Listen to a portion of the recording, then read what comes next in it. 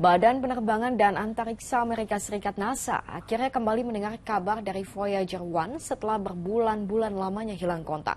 Informasi ini bersama dengan sejumlah informasi lainnya kami rangkum dalam Jendela Dunia berikut ini.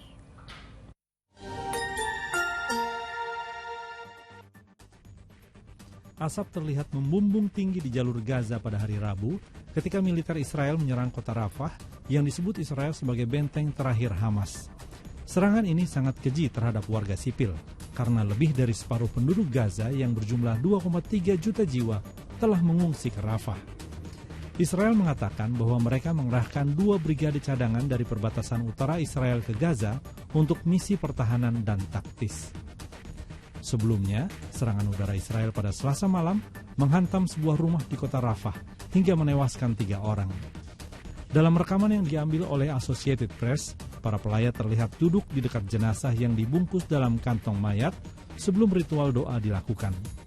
Jenazah-jenazah tersebut kemudian dibawa ke kamar mayat di Rumah Sakit Abu Yosef Al-Najjar.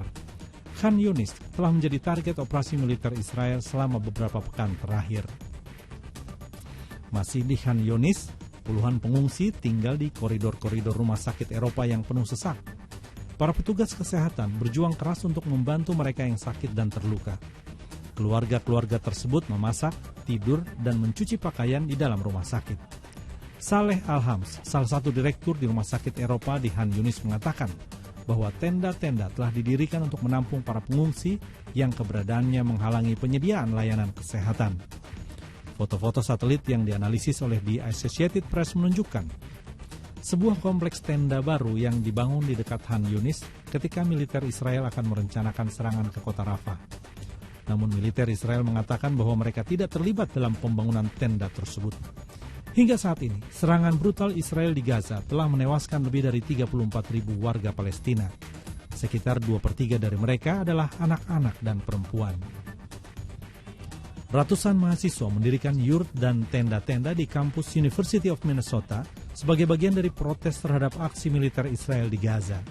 Mereka juga menuntut agar pihak universitas memutuskan hubungan dengan perusahaan-perusahaan yang menyediakan senjata dan dukungan lainnya kepada Israel. Sebelumnya, polisi kampus membongkar sebuah perkemahan yang didirikan oleh para pengunjuk rasa. Unjuk rasa juga digelar puluhan mahasiswa dan pengajar pro-Palestina di Universitas Sydney, Australia hari Rabu. Mereka berdemonstrasi menentang serangan Israel di Gaza. Para pengunjuk rasa di Australia mendirikan tenda-tenda di universitas, berbaris melintasi kampus sambil membawa spanduk dan bendera Palestina, serta meneriakkan slogan-slogan pro-Palestina. Namun, tidak ada penangkapan yang dilaporkan. NASA akhirnya mendengar kabar dari Voyager 1 lagi setelah berbulan-bulan hilang kontak. Wahana antariksa terjauh dari bumi ini berhenti mengirimkan data yang dapat dimengerti pada bulan November lalu. Pesawat ruang angkasa Voyager 1 meluncur dalam perjalanan yang akan membawanya miliaran mil ke luar angkasa sejak September 1977.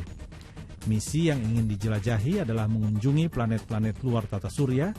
Selama 12 tahun pertama setelah diluncurkan, Voyager 1 menorehkan banyak penemuan, termasuk kerutan pada cincin Saturnus dan gunung berapi di bulan Jupiter Io.